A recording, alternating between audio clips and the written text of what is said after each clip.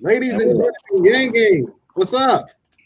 Welcome to another edition of Melanated Council of Yang. Our live stream happens on majority most Tuesdays at 9. And we're just going to sit here and kind of take a lighter route with this stream, even though, yeah, it might be a little, what's the word I'm looking for? Opinionated as much. I don't know if that's the right word or not, but it's more so kind of like digress from the typical mess that we're seeing on the news and just try to be lighthearted, be funny, compare, contrast, and just kind of I don't know, have fun. Mm-hmm. Ooh, excuse me. Sorry if I'm being like kind of weird. It's like I'm getting my bathroom remodeled, so there's been like a lot of like dust in my room. I haven't slept in my bed since like Tuesday night last week. Oh no. So like I'm just like this is like my first time like in my room for like a extended period of time. So I'm like, I don't know if there's like dust everywhere. Like I'm gonna wait until like he's totally done, and then I'll just like clean and like wipe down everything. And for sure. Yeah, but yeah. So if I'm randomly just seeming paranoid, it's because it's like I hope there's not molecules of dust in my hair, which there probably are. I mean, it's dreadlocks. There's everything in my hair. So, but You're yeah. good. You're good. So tonight's topic, we're going to be talking about Black actors in their roles as far as slave movie roles, the kind of hood classic roles like Boys in the Hood type of ordeal, and then we got our uplifting roles, and just kind of talk about it and try to, and not necessarily try to see, but at least gauge it from a different perspective, and at least have a conversation, talk about it, give thoughts, feedback. Of course, chat, you guys are always more than welcome to take in on this conversation. Let us know your thoughts, what you kind of like about it, what you don't like about it, what you want to see more of. And again, share your opinions, and we'll just spin this thing around and around. So let's get into it. You guys ready? Yeah. Yeah. Okay. Go ahead, Al. So, like what I've always noticed with like Black actors, like it almost seems like if they don't get in like in like big time Hollywood through the Tyler Perry route, it's either it always goes like the slave route or like the segregation route, like types of movies. Like Viola Davis, I felt like got big from The Help, as well as Octavia Spencer. Lupita Nyong'o got big from 12 Years a Slave. Yeah, and I feel like the list goes on, and like, but yeah, like I like, speaking of 12 Years a Slave, I personally never seen it because I was just like at my wit's end of like these fucking like slave movies like this. Like I never seen Selma. Like I'm sure it's a great story, but like it's just like it just gets so like tiresome just to see like the like the crap, even though I'm sort of contradicting myself because like right before this I was actually like watching Sunday night's Lovecraft Country. I feel like it's like a different like take on like the stereotypical like like segregation, like old, like like I don't even know what to call it, just like Black struggle, like Black past, like just Black pain. Yeah, Black pain. Yeah, exactly.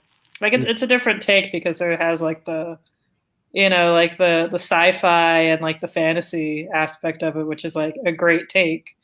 But like overall, like it's not like it's like slavery is definitely like an important topic to learn, to understand, to see, and like, but it's like there's other types of like things that happened in the past for like Black people that is just never spoken about.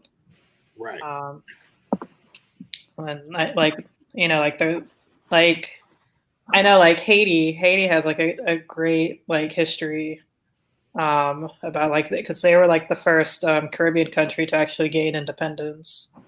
And I know that they were trying to like make the term black is like a positive thing, like a good thing. And like I know that they were like, you know, that was like like I wish I knew like the history of Haiti more. Like but I especially like that aspect of it.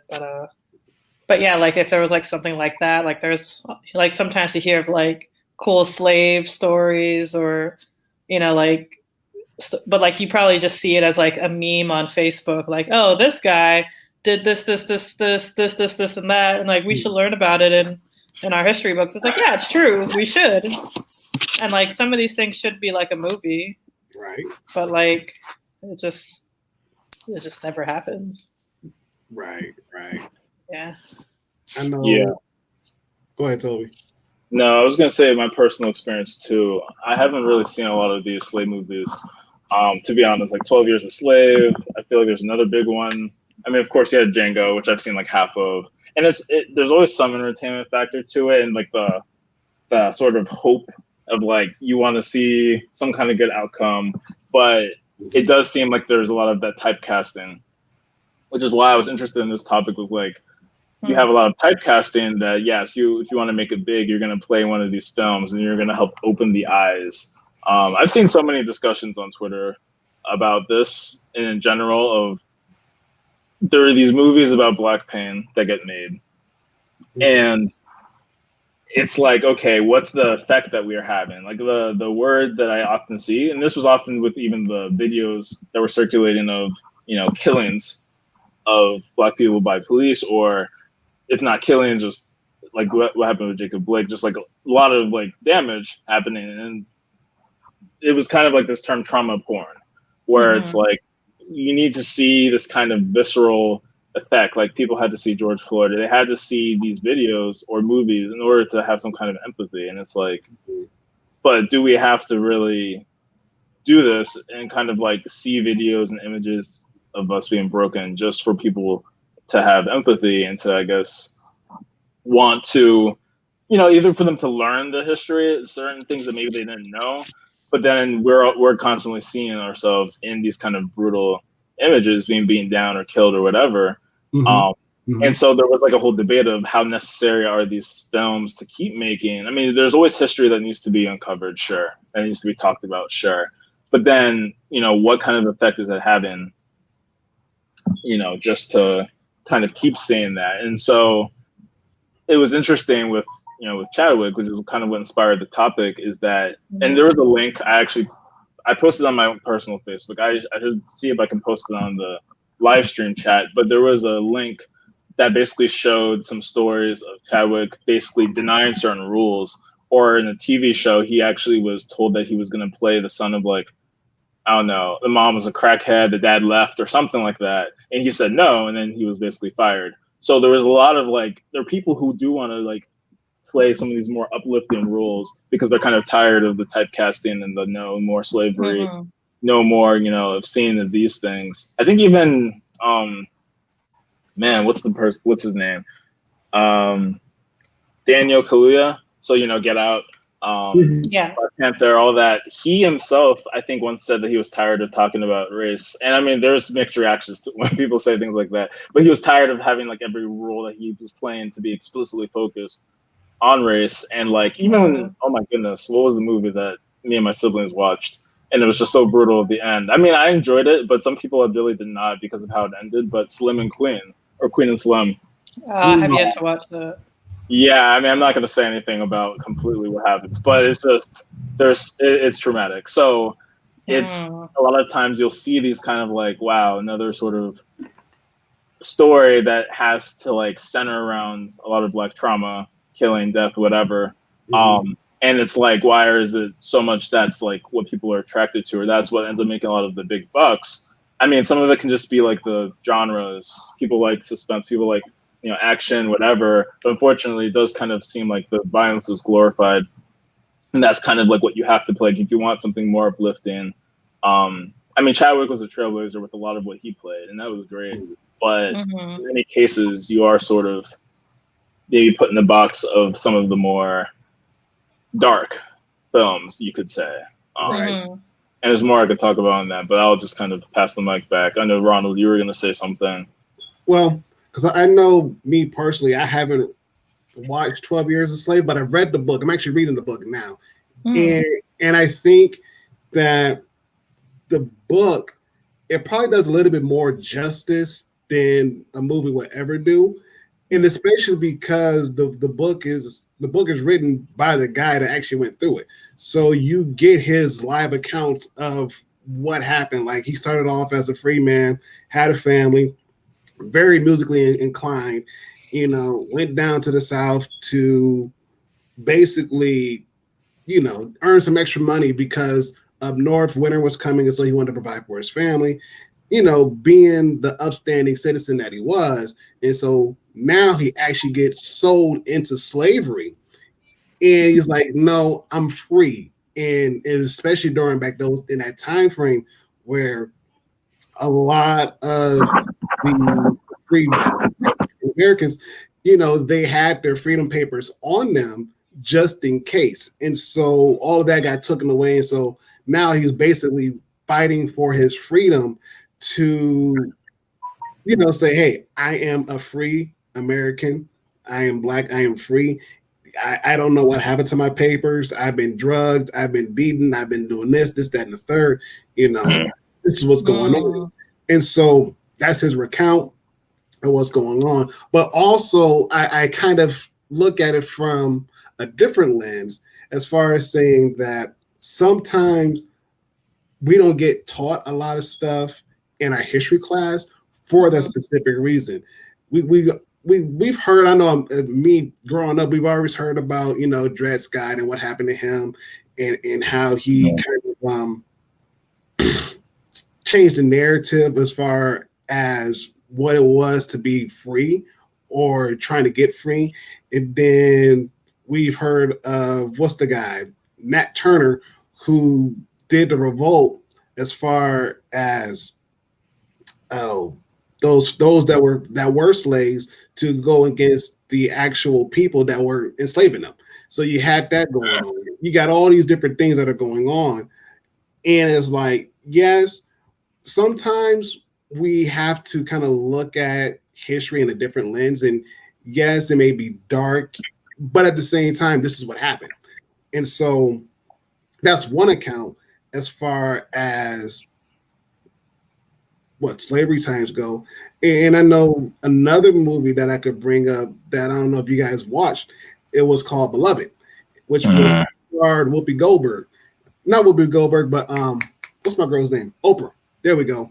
And how it was post-slavery, but it was still in that era where you had Jim Crow, a lot of people taken in the South, and how a lot of the communities came together. And so that movie there, it kind of showed a different aspect of, yes, they were free, but there was also some disconnects going on in the Black community as well. So you got that to go for. I mean, there's so many movies that kind of tied in that era. I mean, we could go on and talk about forever and ever and ever, you know. And I don't know, have you guys seen Just Mercy? Oh, with Michael B. Jordan? No, that is something that I do want to watch though.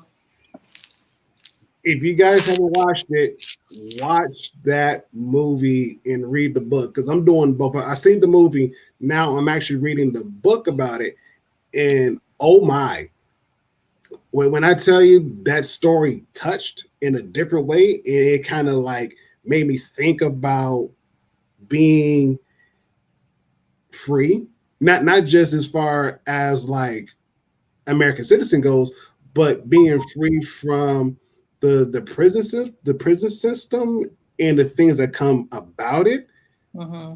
That took a totally different turn. It was like, wow, this is what people went through. Even now we're still going through it, and it's like it's another story that hasn't been told.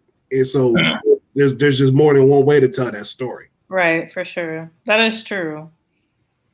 No, Yeah. like, uh, do you think that, like maybe these stories are becoming, I guess, like more touching, maybe more gripping because of like the writers and the directors Mm, are black? I know that I forget where I read this. I think it was the guy who played Martin Luther King in Selma. hmm. Um, Apparently, like I guess there were like different writers or direct. I don't know. Like I guess like the story needed like I guess somebody sold the like the story to like the producers or something, and like so it went through like different like writers and directors or something like that. I'm fudging up this, but it's like but like for the most part, people prior to Ava were like focusing on the president at the time, whose name is escaping me, and like kind of like his point of view a little bit more.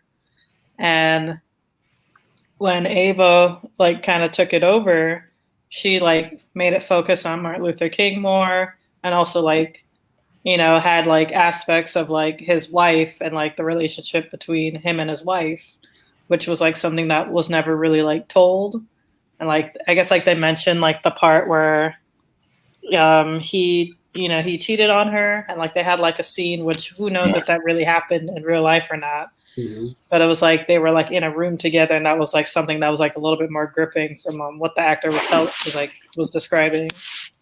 And like like it's just kind of like interesting because from like how like how he was saying it, how the actor was saying it, he was kind of like like he was really happy that Ava took over the story to actually put like this sort of spin, this sort of point of view, this sort of narrative to like the exact same story.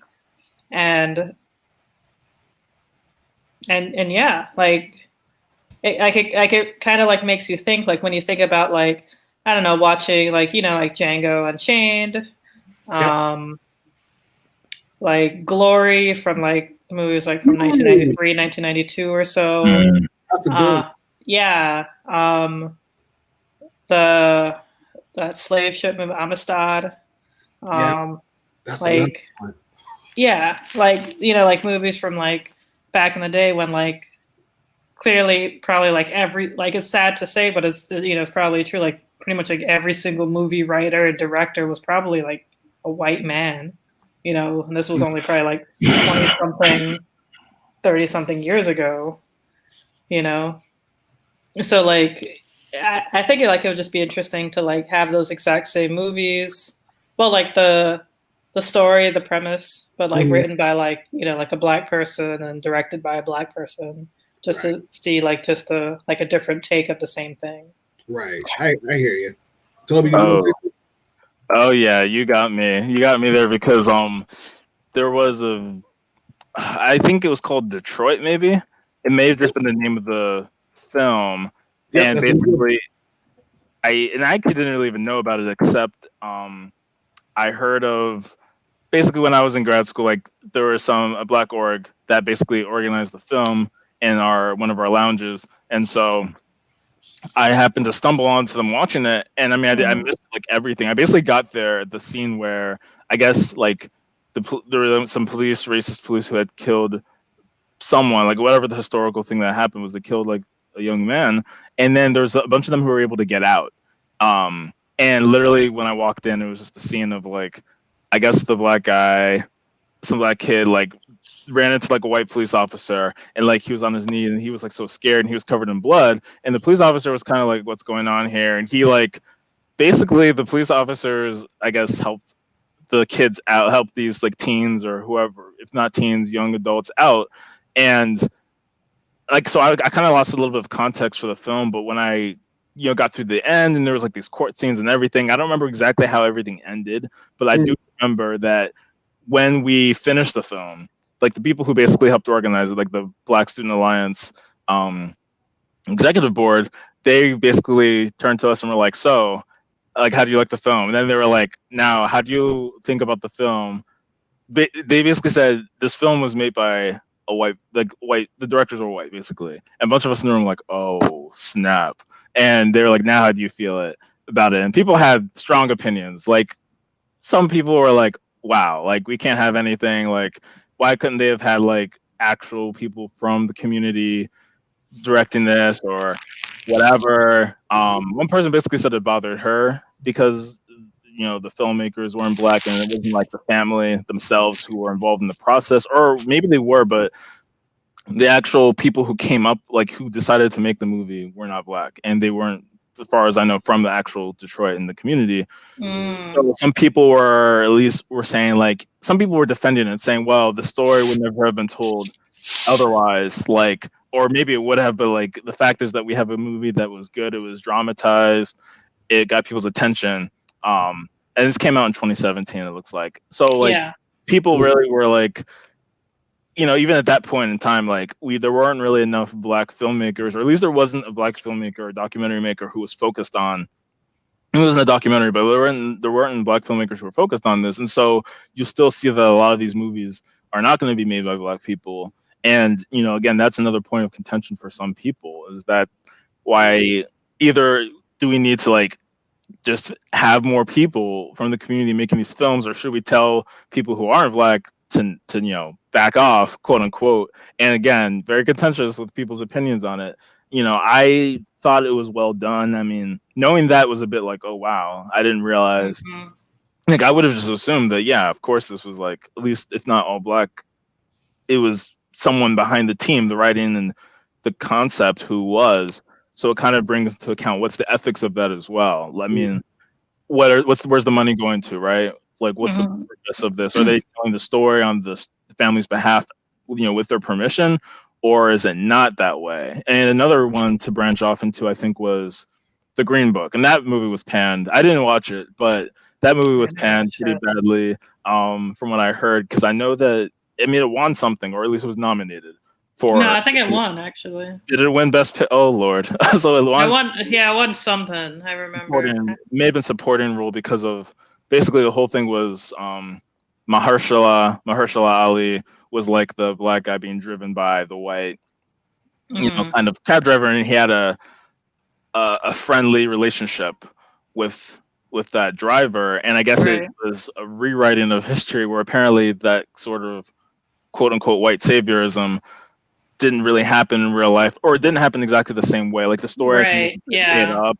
And I Mhm. think from what I heard recently, like literally a few months ago, was that the family didn't even want this to be really told. Like the family, like I don't remember when, I guess, the Green Book took place, but it had to have been Jim Crow time. So whatever the descendants of that man was who's portraying the film, apparently didn't really want the story to be told, and the movie kind of was made against the family's wishes. Yeah, I've heard that too. And it's just like, yikes. So what's happening with some of these movies is, even if you have an uplifting story, or if it is a slave story or a um civil rights slash segregation story, it may not be fully representing the experience of the people who went through it. So that's just kind of something I had thought of, when you mentioned that you have some of these like filmmakers, or the people who are white, and maybe now we're seeing more black filmmakers and directors, and they kind of take some of these stories in a different direction, Right. possibly. Um, but I did want to ask a question. Mm-hmm. Like when Toby was saying, like like he watched the Detroit movie. He was like, okay, this was cool, and then like they later said that like, oh, this was directed by white people. I guess like what I want to ask is what show, like how could you watch a show and know that it's been like directed and written and like produced or what have you by black people? Like what does that look like? Because like I feel like now we probably know with shows like Insecure and Atlanta, even though like some episodes are like directed by or like filmed by like white women like behind the scenes. Um, I think Atlanta is like 100% black writers. I think. And I'm not sure about Insecure though. it's probably like predominantly Black writers, but like Mhm. like I guess like how like what is it that like would make you like yep, this is written by Black people for sure. Um, I look at John Singleton. You know, rest in peace. He passed. Right. But I look at all of his movies and how he normally ties in the location, what's going on, to, and especially the actors, to kind of make sure that everything kind of mushes together. The one film that I enjoyed watching was Four Brothers, which had Tyrese, Mark Wahlberg, Andre 3000, and some other guy. Don't even know what his name was, but it basically centered around how these four adopted kids, they fell into the foster system in Detroit, and how nobody wanted them except for this one woman who took them underneath her wing and basically treated them with the utmost respect, given the fact that a lot of them were adopted, their parents gave them up to the state, this is that the third. And so when the mother dies, the adopted mother dies, they all come back for the funeral. And so they're trying to be like detectives and try to put the pieces of the puzzle together to figure out who murdered their mom, but at the same time, more so kind of bring them all back together for like one last hurrah. And the way how John Singleton directs the movie, it flows in a way where, yeah, you get some action in there, you get some bromance in there, and you also get that sense of, okay, it's going to be a good movie. You know, depending on the actors and whatnot, the actresses and whatnot, you know it's going to be a good movie. And I could watch that movie all day. And a lot of times, a lot of like the background music that he puts in, it flows with the story as well. Like again, with Four Brothers, because it's centered in Detroit, a lot of the music that's playing is Motown. So you got like Marvin Gaye, you know, majority of the time playing in the background in some scenes, and you have other Motown artists that plays in there as well. And so it gives you a sense of being in there without being there. And I remember it back in high school hearing that it was going to happen. Like, oh, we're going to have John Singleton be in Michigan, predominantly Detroit, making this movie. Like, what? And then of course you got like Andre 3000, he's coming to, Tyrese, he's coming to, Mark Wahlberg. Like, really? You got all these guys coming? So it was really a big deal to know and hear that he was coming to Michigan to shoot the film, you know. And in hindsight, it did bring in a lot of what goes on within our state as it is, anyways, where you do have those police stations that are crooked, that are corrupt, that you really can't touch anybody without literally destroying the whole system that is set upon. You do have these neighborhoods where they've been run down. There's no money coming in, and if there is money coming in, it gets redirected to go somewhere else. And you get these mom and pop shops who oftentimes get burglarized, and no one in the community wants to help out, you know. Right.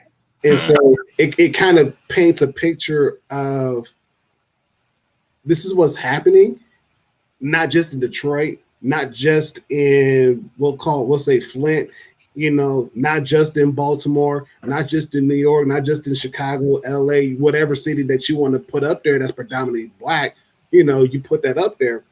And it's like, it's a problem, it's an issue. And so we're going to try to bring light to it, in a way where not only does it cause you to think, but it also causes you to realize, like, okay, he's bringing light to the situation.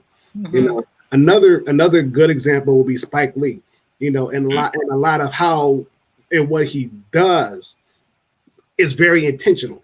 Like there's a message to what he's trying to get to those, especially like the Black audience. Like, hey, listen, we got to come together. There's no time for a division. There's no time of, pulling somebody down because they're successful. Build them up, because along the way they're going to remember that, and they're going to bring you along with them on their journey. And so a lot of things that Spike Lee did was more so about coming together, was about unity, was about Black love, and embracing Black families, and showing Black pride, and being proud of where you came from.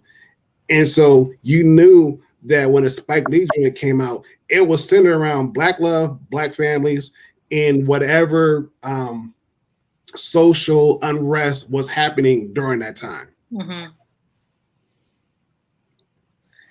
Like speaking of Spike Lee, I think that like he's a great example about like something that's very like unique from like what I've seen with like Black written, Black directed like TV shows and movies and stuff. What Spike Lee likes to do in like his films is it's very like I don't really know the correct term. Like it's like it could be very like fantastical, very like creative, artistic. Like for example, like in School Days. Yep. There was a music like a musical like song and dance scene. Like you in there. I watched the movie for the first time just like a couple of months ago during this pandemic, and I was like, and that's how I found out about like this movie. Was like I saw, I don't know, some sort of clip about that movie, and I was like, oh, School Days is a musical.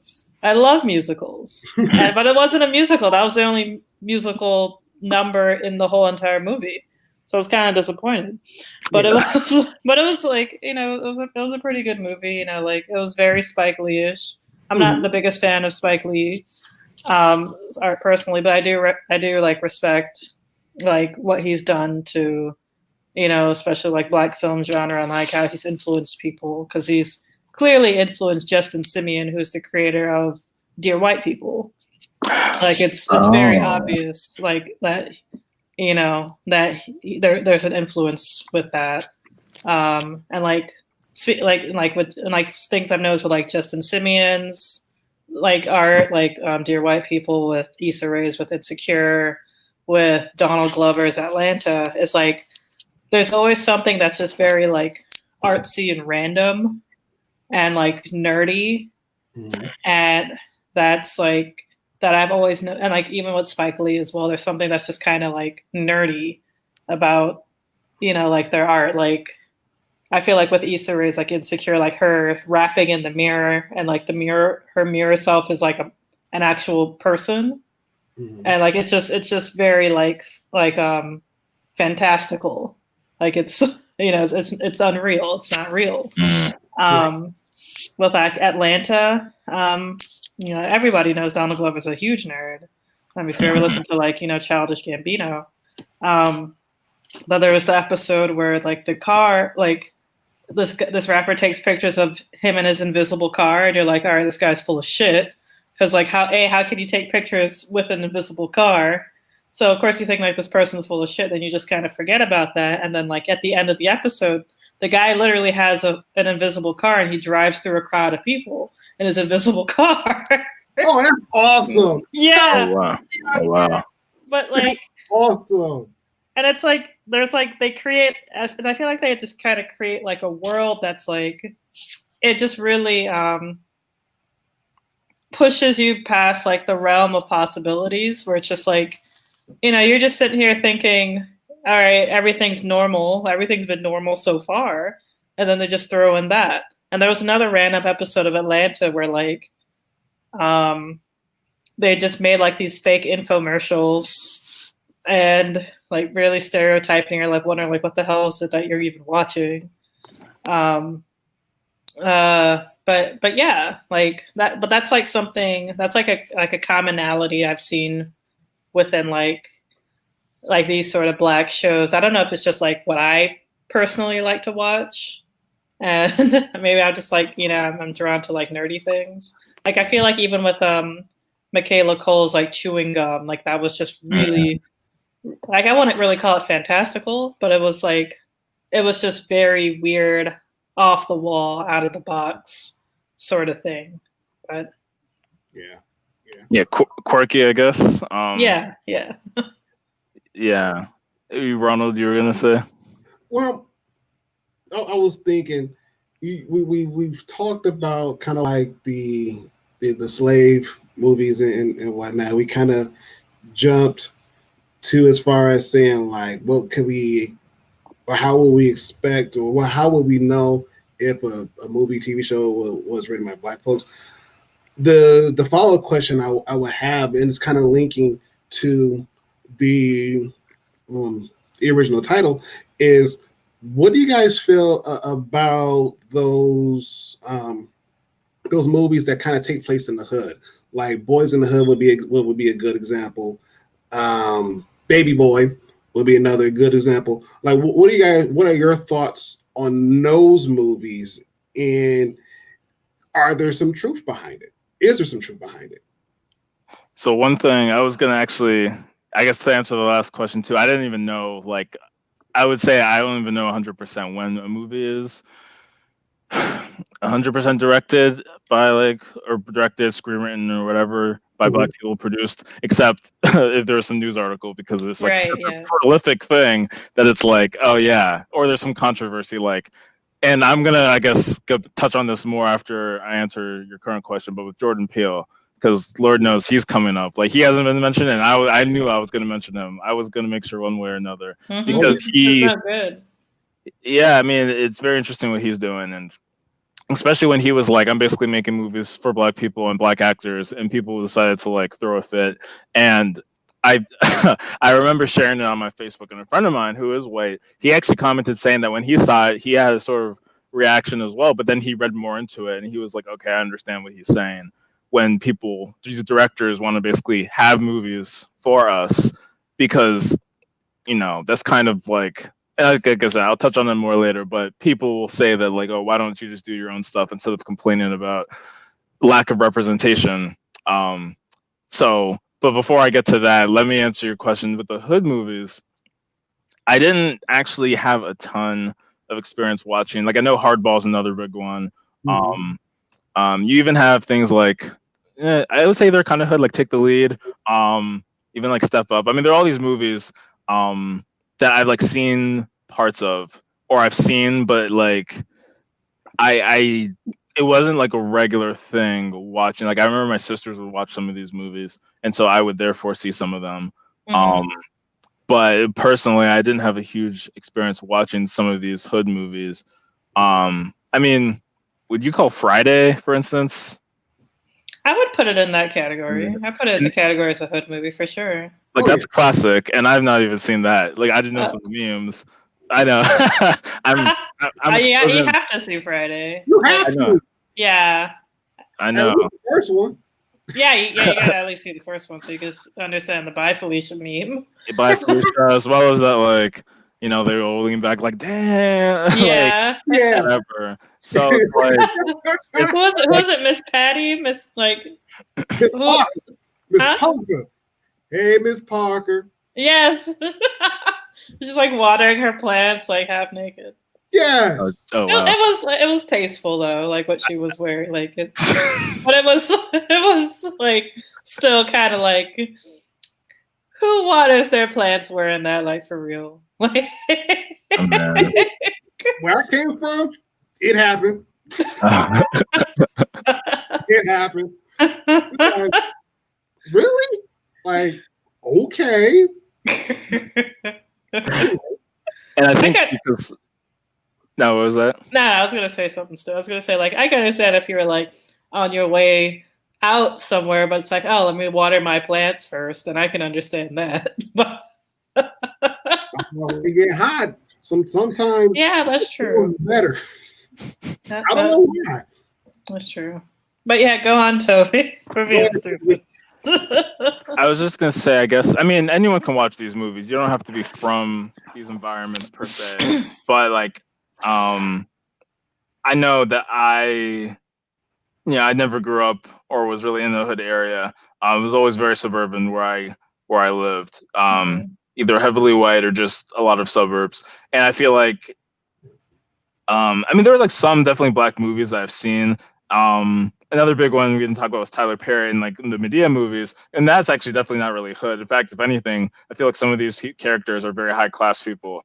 Like in the movies that I've seen, but it just seems that like I've not seen as many. And I don't know if it's just with the upbringing, where it's just like I didn't necessarily relate, or family didn't relate, or if it was just, for whatever reason. So I would be curious to hear you all's take on the hood movies, and like if that's, I mean, like one of the examples I mentioned, was basically there was Chadwick denying a role where he was told that the mom was going to be like a crack user and the dad was going to have left, and he was a child in this kind of home, and he was like, no, I'm not doing that, and then he was subsequently fired. So like, the hood movies, there are a lot of them that are classics, they're in a lot of people's hearts, and there's even a discussion of, okay, Chadwick's view, a lot of people share that, where it's like these rules have been sort of outplayed now, or like is like a typecasting thing, or are they doing more harm than good, etc. So I mean, I didn't have as much of a relation to a lot of these movies, but I'm curious to hear you all's thoughts more on it.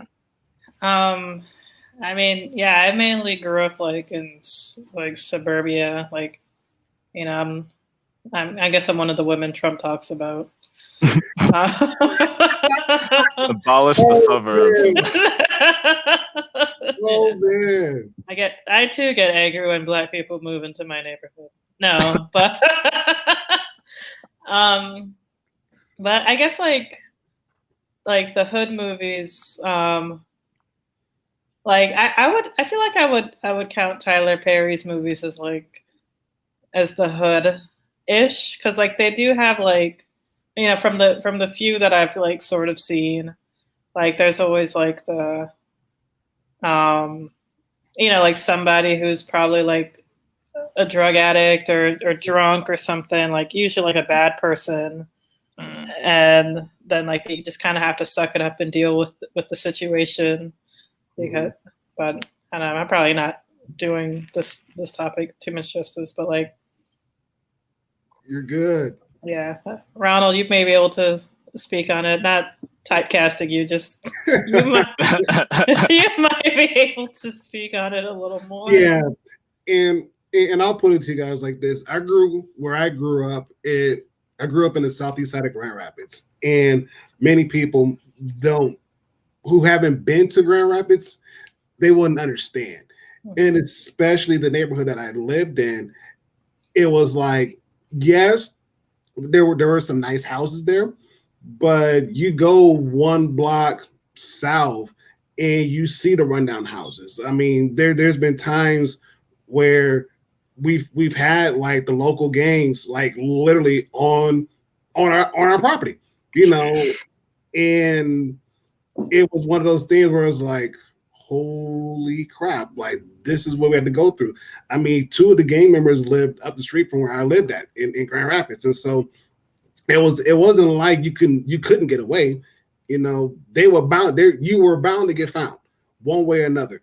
And as big as Grand Rapids is and was, there was always like some territory that you could walk into that potentially, you might find yourself getting jumped, or potentially they wouldn't do you. They would probably look at you, ask like, what you doing? Get out of here and go and just go about your merry way, And I know for myself growing up there, it was one of those things where it's like, yeah, when Pops told Craig, you always got a gun, but your fist is the one thing that's going to pretty much get you from point A to point B if it comes to it, you know. And so that was one thing that my dad taught me, my brother, as young kids. You're like, there's gonna be a time when you and your brother, y'all gonna be in the streets, and if some punk runs up on y'all gotta have to learn how to fight back. That was taught real early, and there were some times where it was like, it wasn't. What was it worth it? No. Did I want to fight? No. It's like I was trying to be cool with everybody.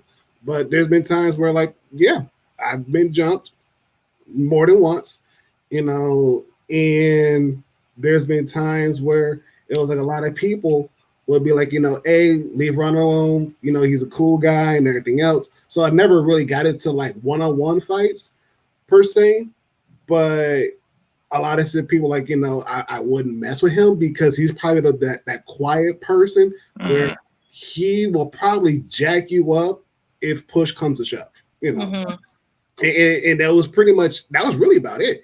A lot of the people that I grew up with, they were like, yeah, he's cool, but let something happen to his brother, he know about it. Oh, no, he gonna be right there, and even still to this day, me and my brother, we laugh about it. He was like, hey, you remember when, we was getting off from school, going blah blah blah, and then stand the third, like, I remember that clear as day.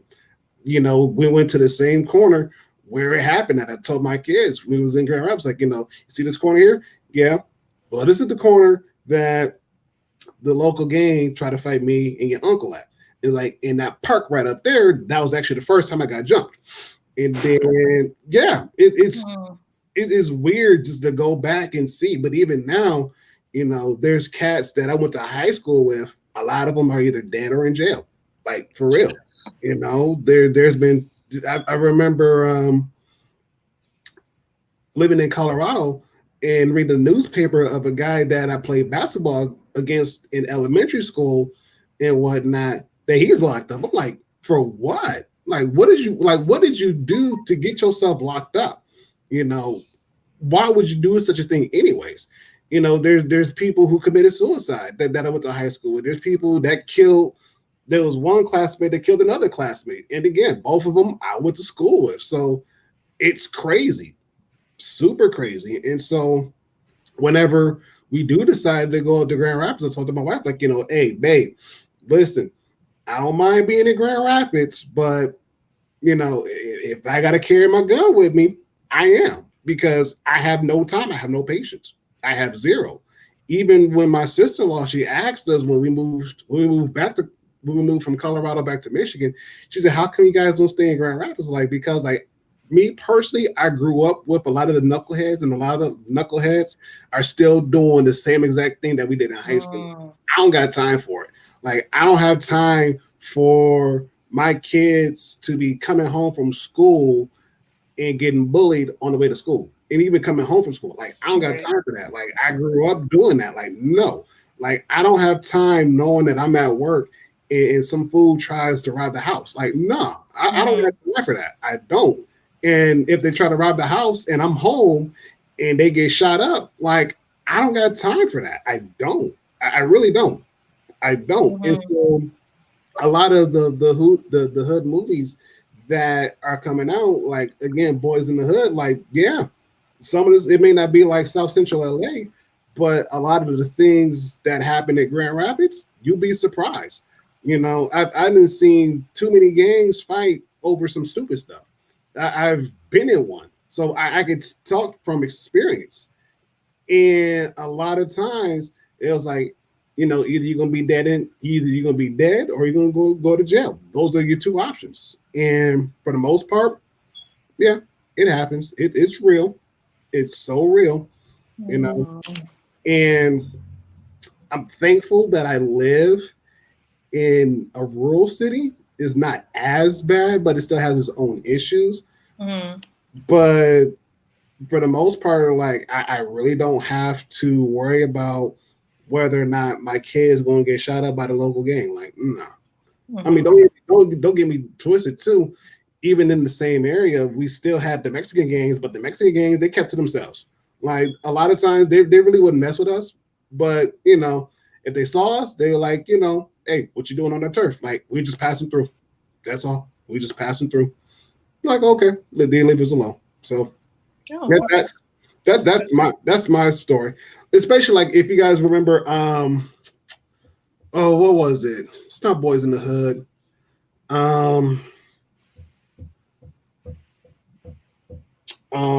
Menace to Society, where Kane and his friend, they get beat up by the cops and they drop them off in the Mexican hood, and the Mexicans come find them. They take them to the hospital because of what's happening. Yeah, that's happening in Grand Rapids too. They see somebody get dropped off and they look beat up. They kind of look over like, yo, what's wrong with him? They take him over like, let's get you some help. For the most part. So there's some good, there's some bad, but it just really just does depend on where you're at. And I know that other people around the country that they grew up in the hood, they can say, yeah, we kind of get where they're coming from. Like, they're like the movie Friday with Miss Parker.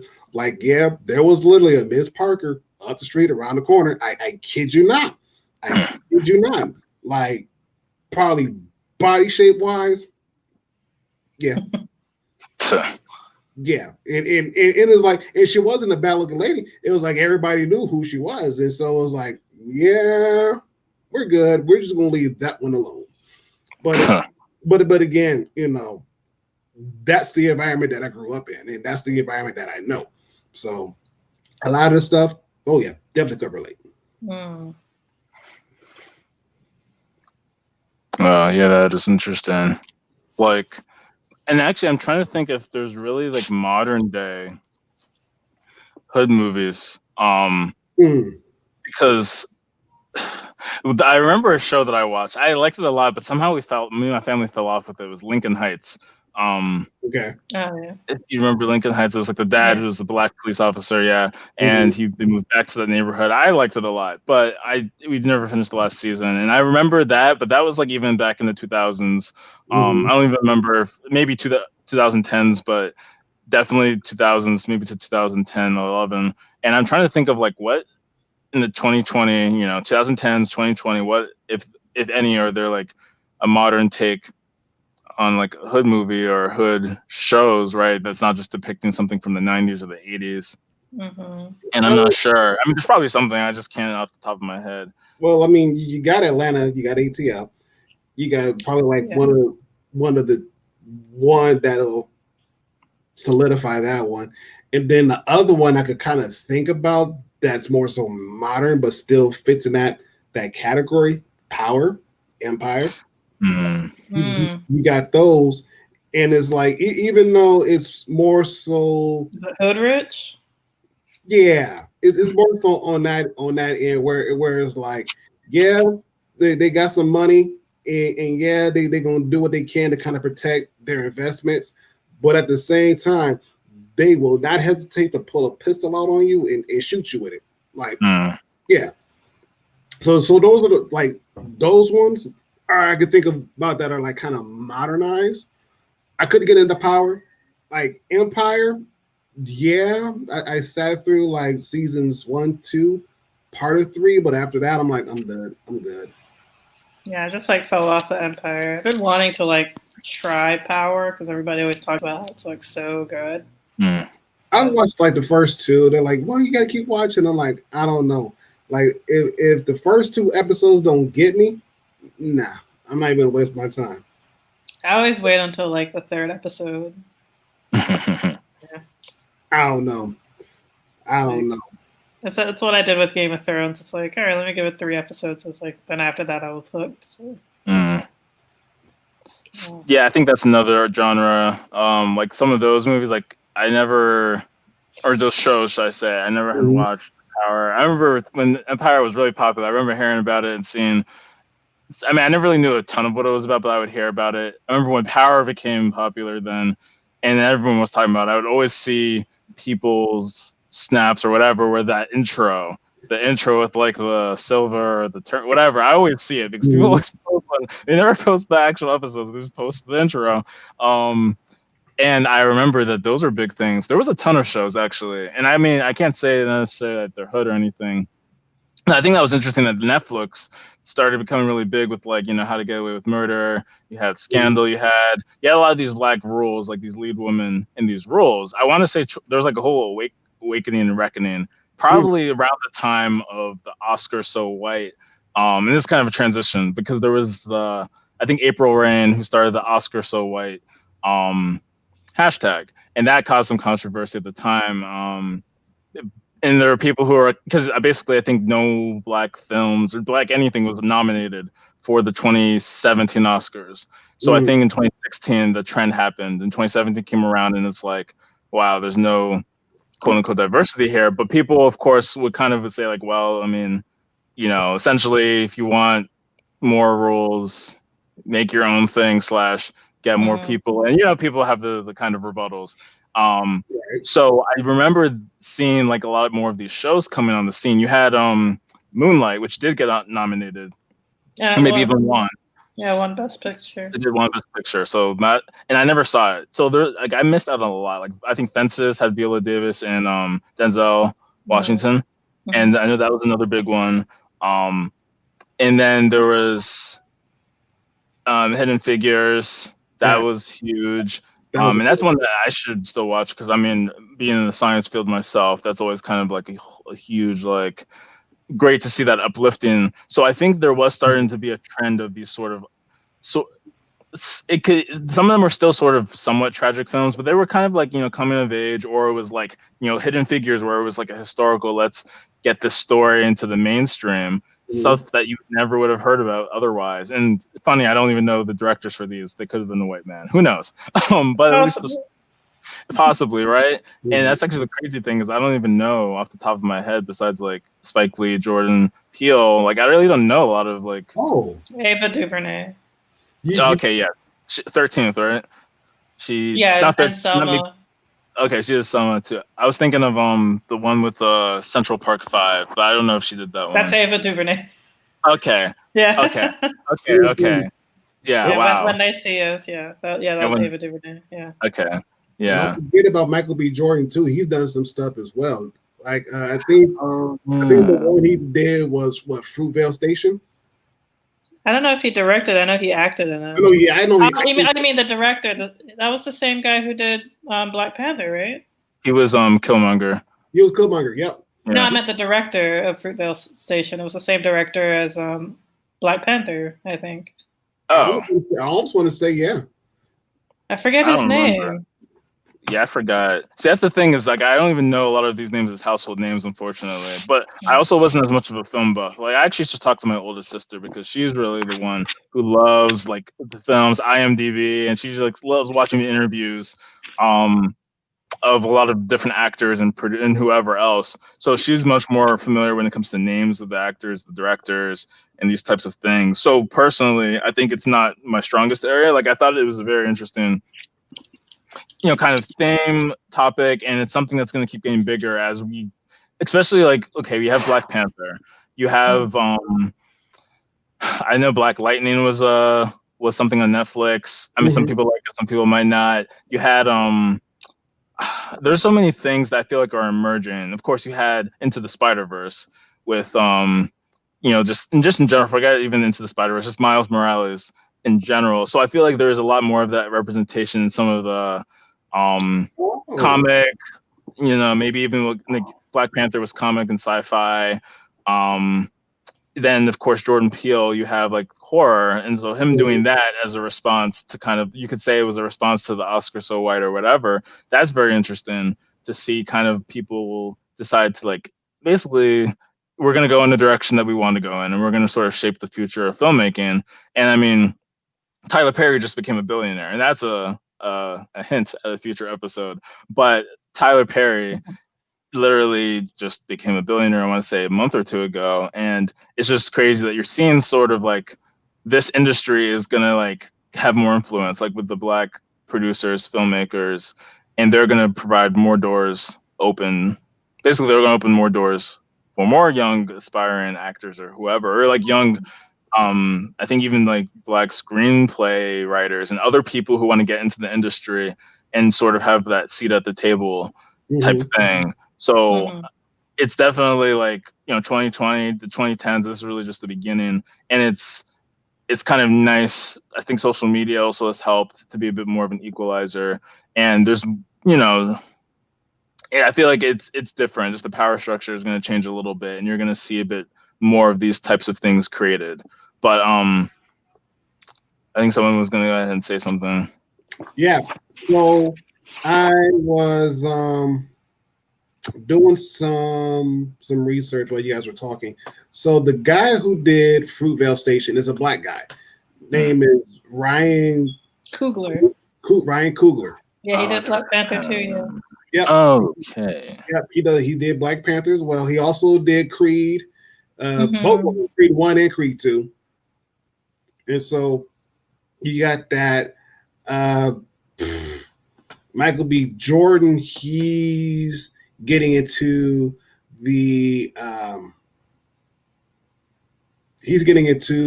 more so of a producer role. And so there's a bunch of stuff that's going on that he's being a part of. Yeah, I think he was a producer of Raising Dion. Yep, he did that one. He did Just Mercy. He did that one. Oh, I didn't know that. Yep, he did. He was the executive producer for Creed 2. So, giving some facts out there. So yeah, he's got his hands in a lot of stuff, but it just goes to show that what Toby was saying, that a lot more of these Black actors and Black actresses, they're more so going into a role of producing more Black films, and especially having like more so like Black cast to play those Black films, because it would make sense, And I liked what Jordan Peele, what he's doing. It's good. It's good to see, and especially with Lovecraft Country. Sorry, speech impediment. And what he's doing, and it's like, yeah, some people like it. I like it because it gives a historical reference, but in a sci-fi way. Where it's like, okay, I can't wait to see the next episode. And so it's just one of those things where it's like, okay, I hope they come out with a season 2, I think so. Depending upon how the last episode plays out. I'm like, man, you can't be doing that, Doc. You can't do that. Hey, I haven't seen this. Oh, you should. You should. Yeah, it's really good because it's so different. It's so different. And it's just like, it's a fun show. Like, it's serious. It's gripping. It could be kind of like gory at times, but it's just like a very gripping show. Yes. Yeah. I'd highly recommend it. Yes. That's going on the list. I'll put it to y'all like this. I don't try to speak ill will on characters, but if Ruby goes, yeah, Ruby could go. I can see that, but I do like her though. I like all the characters. Like, I don't want to sound like that person, but like, I guess like out of all the characters that can go, yeah, I guess so. Yeah, if she gets met with her maker, I'll drink to that. Oh. I mean, I want to drink to that, but I mean, like, oh man. Oof. Jeez. Okay, so I'll keep that in mind then. Yeah. I always like the future. Reservations. So you have your reservations? Oh man, yeah. I'll put it like this, Toby. Once you watch the show and you kind of see what's going on, you'll understand. I'm not gonna give a whole lot of it. I'm not new. Okay. I'm not new. You got to see for yourself. Almost Mindful Skeptics said Kraka is the show I was thinking about. I guess it's on Amazon. It's a site on Amazon. It's a site. I don't know. Maybe a show on Amazon. I think that's probably a typo. I don't know. I've never heard of that. Maybe very vaguely have I. I'm looking it up right now too. I maybe very vaguely have heard of it. Portrays whites as slaves and blacks. Okay, I have. Oh, I have. I think Mike was this something on YouTube? No, that's probably like something else. I didn't know this was a real thing. I thought that this was like a book or something that someone had come up with a topic like this. I didn't know this was literally. I didn't know this was like a real thing. The director, Dale Restaghini of Kraka, this is he is. I'm trying to look really quickly. I'm just gonna get an image. Yep, I'm not surprised. I was gonna say I think he's a white guy, but he is. And he reversed the roles. So that's so interesting. And like some of these controversial type things. Oh, there's something else I was just thinking of too. But it's just very interesting the directions that people are taking these things in terms of using film as a platform to really like. I mean, because sometimes controversy is the best way, for better or worse, to get the attention. Right. Like, I mean, I understand. Like in the artistic sense, it's like if you have a story that's in your head and you really want to get it out, like I can understand that. So I can respect it in that way. Like I know that the Game of Thrones creators wanted to create an alternative universe where the Confederacy won, and like how that would go. It's like it seemed like it didn't seem like the best time for them to kind of present that idea. And it's like, well, why would it be them doing it? But like I understand at the same time, like I would have been curious to see. Right. But I was also kind of low key mad that they were thinking about another show when like they just fucked up season 8 of Game of Thrones. It's like they should have like kind of focused on that. And then like it's like, oh, they were so good at ending Game of Thrones. It's like I would love to see the Confederacy. Wow. It's like I would love to see that for like a modern day take on the Confederacy. Like I'm still like low key would like just like intrigued and just like a bit interested just to see like because like I just have a feeling that it would be like the same old like the same old where it's just like, oh, there's like one white slave owner or like the son of a slave owner who's like good, and all the white people can see themselves in them because he doesn't believe in slavery. And wow. He's probably gonna like date one of the black slave women, and I don't know. She's of course gonna be like hot, but like that's what I feel like. That's what was what because I'm like, how could the story go? Like, how would the modern take go? And so it would have jumped to the present day, like it would have been the Confederacy won in 200 years or however many, not 150 years. I actually don't know that.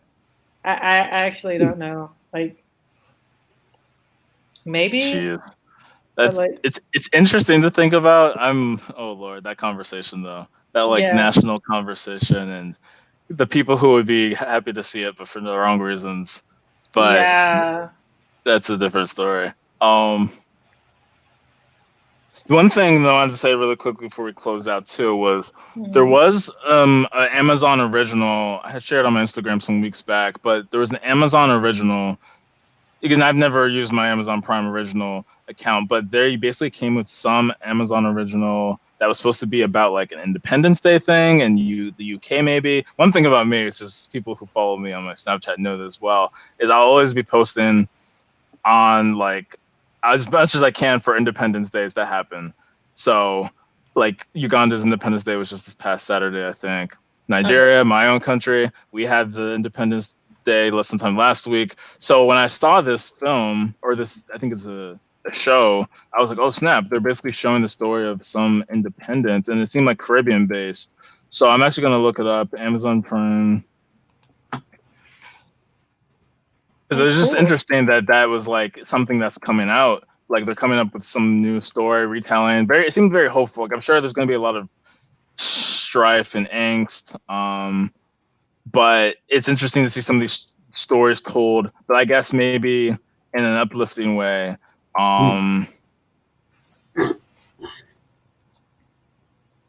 Mm-hmm. As much as possible, and centered around other like I know Lupita Ngoyo. She did have actually where I knew her from was the chess movie, where she Oh. played like someone who's really good at chess in like Uganda or Kenya, maybe I don't remember.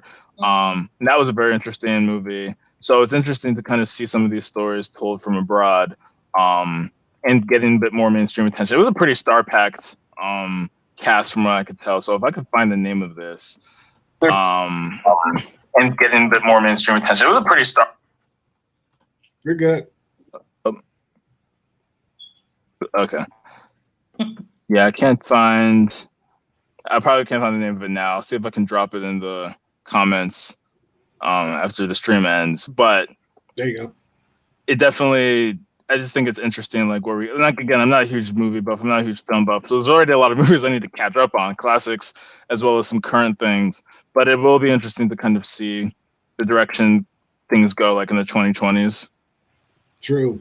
And what stories people want to tell, because I mean, you have that kind of power, even if things aren't always looking great in certain other aspects of society. People can always like entertainment is something that, thankfully, it does seem to be like there's so much opportunity for a lot of Black people to get into. And I mean, sometimes that can be, again, you're typecasted, not even as an actor, but people, like you have to be a rapper or a baller on the big screen. But I think it's a great avenue. So if we have the power and we have the spotlight, might as well use it as best as we can. Have you ever, this is going to be random, but have you ever wondered how you would be typecasted? Like if you were to like, I don't know, try out for a film or something, like I don't know, if somebody were to like if a writer just happened to be like seeing you pass by and they were like, I want to write something based off of this person or something, how would you be typecasted? I mean, what I feel like personally, I actually made a comment about this. Like, some people joked, very friendly, but they were saying that I was either, not that I was going to be like typecast in the movie, but that I either looked like Steve Urkel or Norbit. The one friend said that was violating, that was like disrespectful, and I was like, I took it in stride. I was like, it's whatever. I was a freshman in high school, so I feel like the black nerd, like who's the guy in trying to remember. Well, it was the guy from Everyone Hates Chris first. Then in the actual Dare White People show, someone else, but Lionel, that character. I mean, I feel like that kind of role where you're sort of that black nerdy, like you're still like very, pro-black, very whatever, but you're kind of finding yourself. You might not exactly fit in all the time with other people, but I don't know. Or maybe it would be like, maybe I'm a little presumptuous, but like the boy genius, black boy genius, whatever the heck that looks like. I'm trying to think of a movie where you have, I don't even know what role that is. There probably is a black boy genius. I just can't think off the top of my head right now. Like, aside from like Lionel, I know like from the Fairly Odd Parents, like Timmy Turner's friend was like, he was a black genius. Oh yeah. Name was it Tucker? No, I don't think it was Tucker. Tucker is from Danny Phantom, and he also was a black nerd. I forgot about that. I love Danny Phantom, but that's a different story. Yeah, I have to look that up because you're right though. There is someone from Fairly Odd Parents, and I don't remember who it was. But I feel like that is interesting that the roles also, like you see more of these kind of roles portrayed and more people can see themselves. Like I loved what you were saying about the awkward sort of, the quirky sort of awkward. I think Awkward Black Girl is literally the name of the show. And like you have a lot of those roles played by black women, whether it's Insecure or chewing gum, excuse me, or whatever else. I do think it's very interesting to see a bit more of those types of roles because there are a lot of people that maybe don't see themselves portrayed as like these stereotypical glamorous roles, the models, the the whoever's, but Like to I kind of feel see. like like I feel like everybody Yeah. kind of wants to be typecast as that because you kind of want. I mean, maybe it's just me. Maybe I'm just speaking about myself. Where you just kind of want to like be with like the hot person. Right. And I feel like you kind of see that like in certain TV shows, like if it's like the quirky dad is like his wife is hot, like when they're like picking the characters, it's like I'm sure they have that in mind. It's like also like an Insecure. Not saying like Issa Rae couldn't pull those guys, like if you ever seen Insecure, I highly recommend you do. But like, so I'm sure it's kind of like, all right, this is definitely a plus that this guy is hot, Right. But Right. one of my good friends is an actress, and like I asked her like how would I be typecasted because like she was telling me like usually like the roles that she ends up like getting or like her agent tries to like get her. So first, like, so my friend, for example, like she's a Black woman, she has short hair, so she says that she gets like typecasted like as a cop often, which I thought was interesting. Yeah, I can't remember what the other thing was, but it was like I remember she said like she gets a lot of like cops. So, but like I asked her like what she would like how I would be typecasted. She said like I'd be typecast as like kind of like a spiritual kind of like Erica Badu-ish kind of chick who's like, would probably want to know like your astrological chart. Probably have like the incense and like because of I was like, what? Is it because of my dreadlocks? Probably like be like a pothead weed smoker. Oh jeez. I totally forget. Like I understand. Like yeah, I have locks. I'm aware of this, but I forget like the stereotypes behind it and like how I make them off. Oh man, that's hilarious. Yeah. That is hilarious. Oh, wow. But hey, I would play that part. There you go. Hey, do the poems. It's like, can we all just sit in a circle and please open your books to like talk like that? I'm trying to remember. I'm dying. No, I want to say, what's the movie I just watched? Wow. What Men Want with Taraji P. Henson. Yes. Mm-hmm. And I do remember. Oh yikes! I want to make sure I say it right. I want to say is it Erica Badu? Someone was in that movie who I don't think it was Erica Badu, but I know who you're talking about. The person who was that very spiritual. Yeah. The medium. Oh shoot, who was that? And it's just that's literally the rule I thought when you were saying that.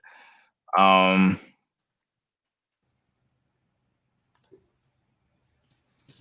I'm curious as to who this. What Men Want medium. Is it not what called What Men Want? Yeah, it was called. Oh, I guess maybe it was Erica Badu. She was in the movie, apparently. Maybe it was her. I was trying to like search medium.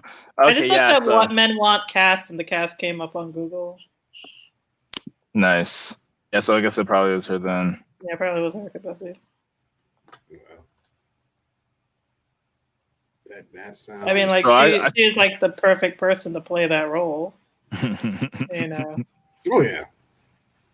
Yeah, definitely. And that's good. I'm gonna have to definitely look at some of these movies that we've talked about myself. There's just things I need to be caught up on for the culture, and I have to keep myself aware for the future as well. Mm-hmm. New releases and things. Just what stories are being told, and again, I'm not super anti like, oh, we better not see another slave or hood movie. Like I'm just like, okay, I think because for me I didn't see a ton of them anyway, so I'm not like tired of them. It's an interesting conversation to see for the people who have seen so many of these movies, some of them which are like sprinkled with white saviorism or sprinkled with like other thing, or like not even directed by black people. I think people are kind of like, okay, we need something different. Let's get a coming of age, someone said a black coming of age movie, or like fantasy movie, like medieval times or something that's just like different genre. And like it's not, basically they said like we can have these movies with like the black people, but it doesn't have to be that they're overcoming the struggle of being black. Like they can have struggles in life that are not just like I am a black person and that's the struggle. And I mean, obviously for good reason, we understand the history and why these movies exist, but it's like, okay, maybe someone just wants to go through a struggle of, and actually there was that show, I forgot what it's called, with Zendaya. Was it Zendaya? I think it's Zendaya. Euphoria? Yes, that seems like a very like, I mean, and that's not necessarily majority black, but she's the star. She's the lead, from what I can understand. And I think it's just interesting that there's more like, topics that are being touched on that are sensitive, that are like you're seeing black rules. You're seeing talk more openly. The things that are a bit taboo that are being talked on, which is kind of cool as well. You get to see other struggles and just societal things that you might not see talked about otherwise, that are outside of just the, okay, this is slavery or civil rights or hood, or now you could think of police brutality and like, which is basically the plot of Queen and Slim. Like, and again, like it always makes for a good filmography. It always makes for good cinema, but it's sometimes a little too familiar to people. And for some people, it's like one girl who was talking about the Detroit movie, like this is too real, because she was from a city where it was like there were a lot of shootings and things. And for her, she doesn't need to like relive the trauma. Sometimes you just want to like see something else.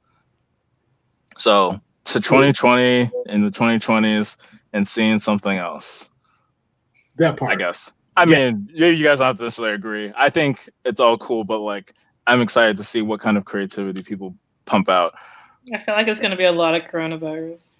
Oh, jeez. Just like a lot of COVID-19 film, like movies and shit. I think, honestly, I think what they're going to end up doing is, if you guys seen like Resident Evil or The Walking Dead, they're really going to try to like tweak that and say, well, here's how it actually started. It's because of this virus here, and they're going to take it. Or like it's going to be like really showing how people just are going to do whatever the fuck they want, no matter what is happening outside.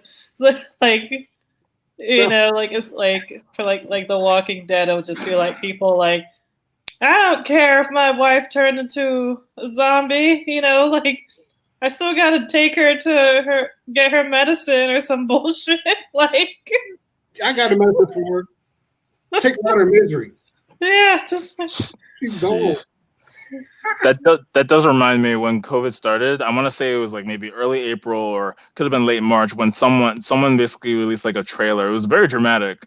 It was like black people in it, where it was a trailer like about like stay inside, and it was like, like, I mean, I don't know if it was supposed to be based off of like Get Out, but they basically were like saying like you need to stay inside, and they had all the elements of like a thriller or horror movie trailer.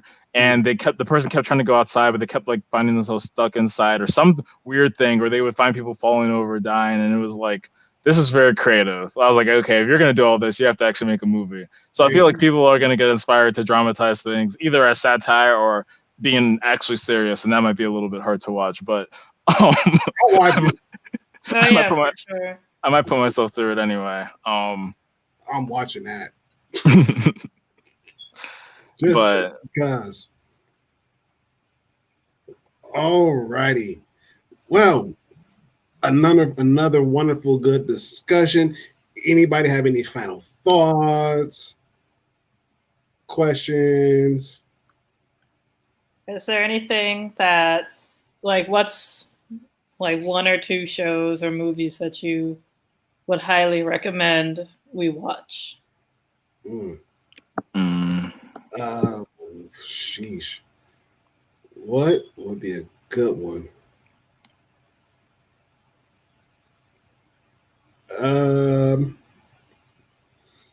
I have no idea, because like Toby, I'm not necessarily a movie buff, but I have watched like some that, in my opinion, are good.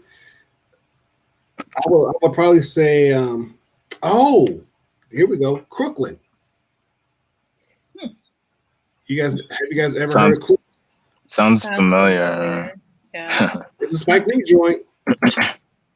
Okay. Crooklyn, 1994. Hmm. Okay. If you haven't seen that one, I say watch that one. That was one of my favorites growing up, and it is the setting is in New York, and so Mm. it's good to watch. It's one of those that's like coming to age, but at the same time, it's still talking about how Black people kind of survived during that era in which Kirkland was centered around, and a lot of stuff that happened as kids that I can relate to. Oh yeah, done it. So that'll probably be Mm. one. Okay. Noted. Yeah, I guess I can't think much of like of older movies where it's like, yeah, I definitely watched this and everyone should. I mean, Lincoln Heights was interesting. I actually want to see if I can go back and rewatch, if I could find it somewhere. But I know if there's like a show that's out now where I'm like, people need to watch this. Well, I know I very highly enjoyed the second season of Luke Cage, and now that's like in the whole Marvel ecosystem. Like Luke Cage is popular in itself, but like I didn't like Luke Cage as much as I liked some of the other Marvel shows, like Daredevil, Jessica Jones. I mean, it was very enjoyable for the characters and the culture, but plot and some other things, I don't think it held up as much. But the season two, oh my goodness, there was so much like Jamaican culture and the music and the reggae. I was just like swaying and just feeling. I was like, yes, I love this, and it was so brutal too. I was like, oh god, Jamaican gangsters out here are wilding. So Oh much man. better. It was so good. Like the second season of Luke Cage. I mean, I feel like you would have to watch a lot of the seasons in order to kind of get some of what's going on, but it, you could probably just watch Luke Cage 1 and then 2 and then sort of not know what happened in the middle, but like I really liked the second season of Luke Cage. I watched it during COVID, probably like somewhere in May. And I was going back through some things I hadn't finished, and when I watched it, I was like, wow, this is like twice as good, if not better than the first season. And I loved it. Like I never was as hip to a lot of things Jamaican, and it was just interesting to see the way they were portrayed in the neighborhood in New York, because it's all centered in New York. But like very, very interesting. So Okay, I gotta finish up Luke Cage. Noted. Yeah, because I don't think I finished. Yeah, I gotta try again. Watch Luke Cage. I totally forgot about Luke Cage, honestly. yeah, yeah. Unfortunately, it's kind of like that. It's like, oh, Hey, Hey, I'm here. have you discussed if Bale Street could talk? What? is that the one with the Black Love? Because I was thinking of this movie when we were talking. I was actually like Black Love, because I think LU mentioned how Spike Lee. Hopefully, well, maybe it wasn't you, but I think it was Ronald. okay, yeah, Ronald. I think you did talk about how the Spike Lee movie is about family, it's about love, and I think Beale Street Could Talk was a movie that was the one that really portrayed Black love a lot. Like last year, I think it came out or whatever. It came out very recently. Yeah, it was pretty recent. Wow. No, We haven't discussed it. and No, that was a big topic when it came out, because people were saying how it's not seen as much. I feel like I should see it, like just to kind of It's a see a good different movie. side. Um, it would be interesting to like. I feel like that's like a topic like I've really not like delved into as much, like the romance and the, like if anything it'll just be a side story, right, for the things that I watch, which might be more actiony, maybe the superhero stuff or. I think But men should definitely watch like some love black loves things like like that's like because like neither of you guys have watched Insecure, right? no, oh, I haven't. I have not. I have not. Because like I always like not to say like oh everybody I know watches it, that's not even the case. But like I just feel like and like Insecure was actually going to be my recommendation. Like I wouldn't even say it's like really about black love. It's just like it's more so slice of life. But like I feel like because it's black women and it's like that because it's the women aspect of it, like it might not really draw you into it when like sometimes but like Insecure is like I would say like the number one show or like the only show really where I've actually like watched an episode and I could like have a conversation and discuss like the topics and the aspects and things of it. But yeah, for if Bill Street could talk, Amira saying, Yeah, it was like it was like beautiful, but involved the criminal justice system. Because if I remember, it's like this couple. I can't remember if they're married or not. Like her husband or her man like gets arrested because he was said to like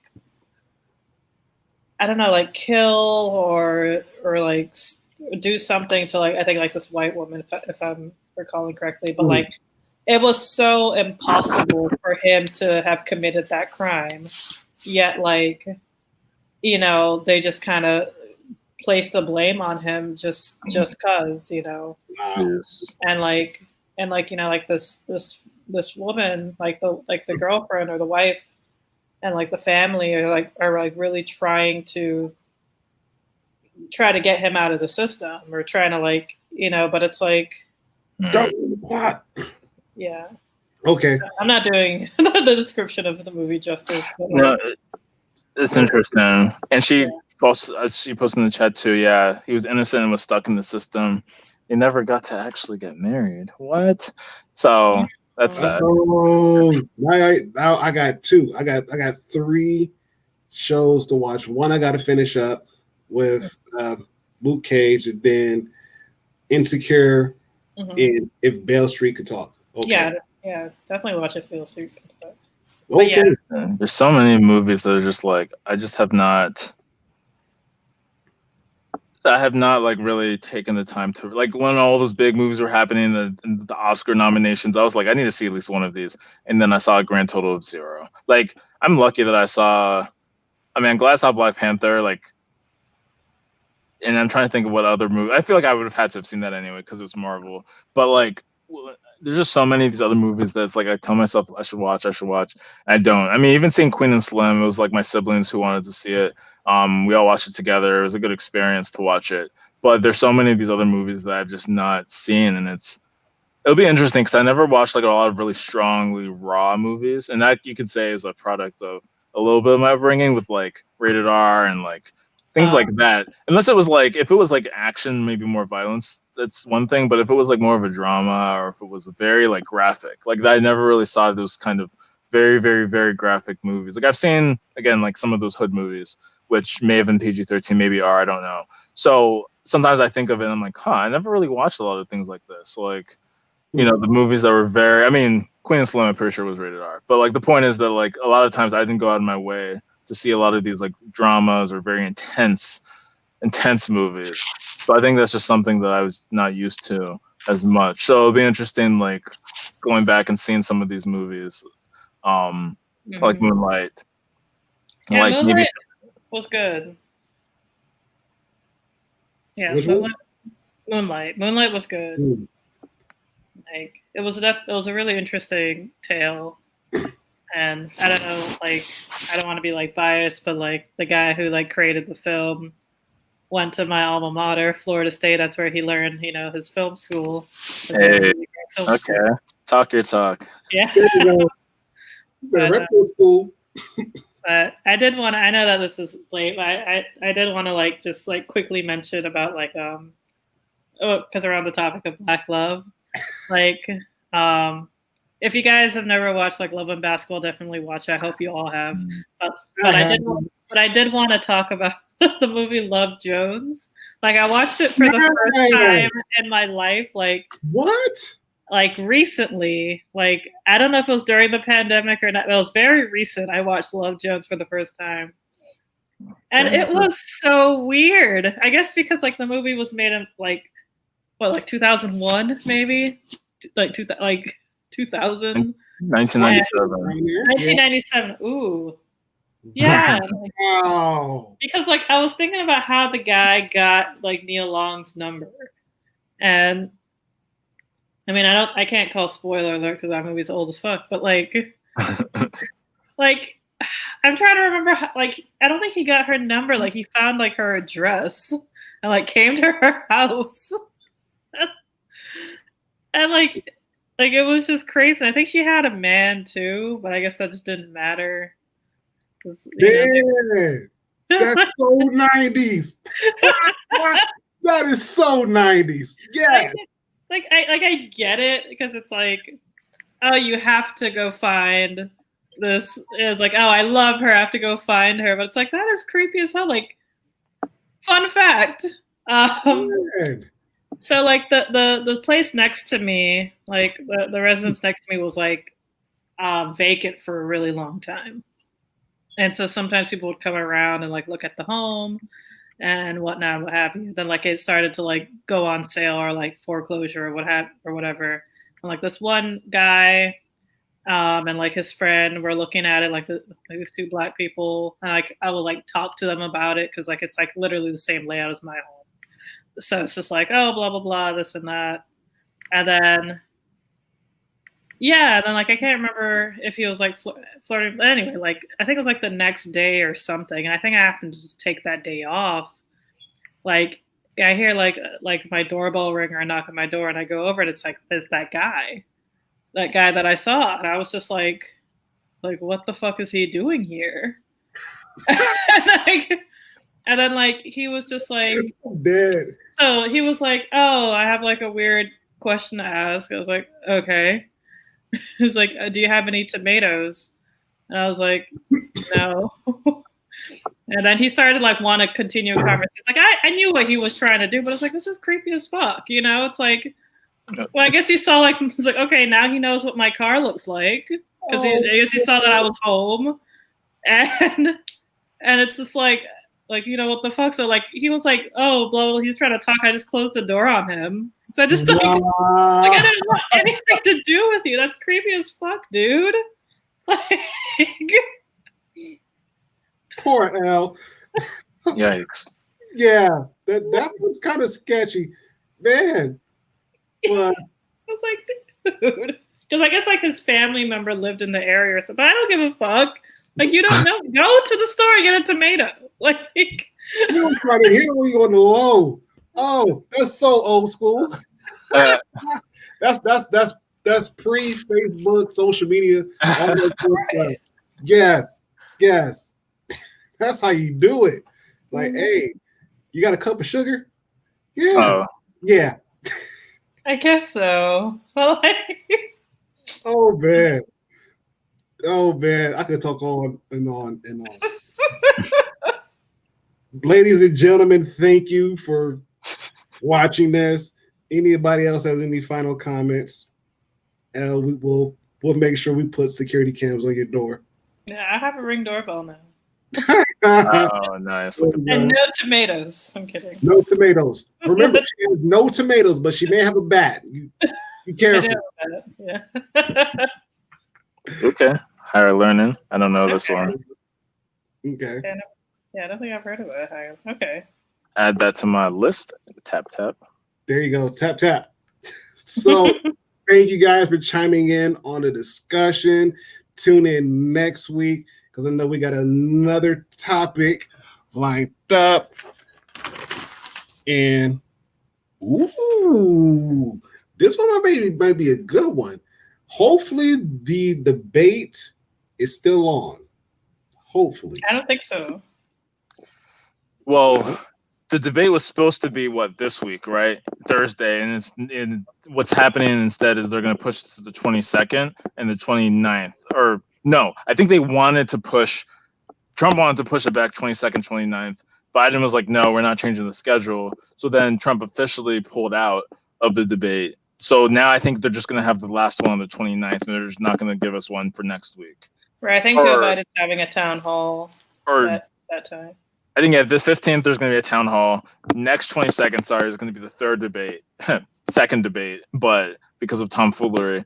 It's when the third debate was supposed to have been. And then I guess we're just not getting a third debate. Like, they're just probably not going to do a third debate. So the week before Election Day, which never was supposed to be a debate anyway, but now we're just going to have a second debate. And I mean, to be honest, I don't even know if we wanted a second debate after the dumpster fire that was the first one. I didn't even finish Right. watching that.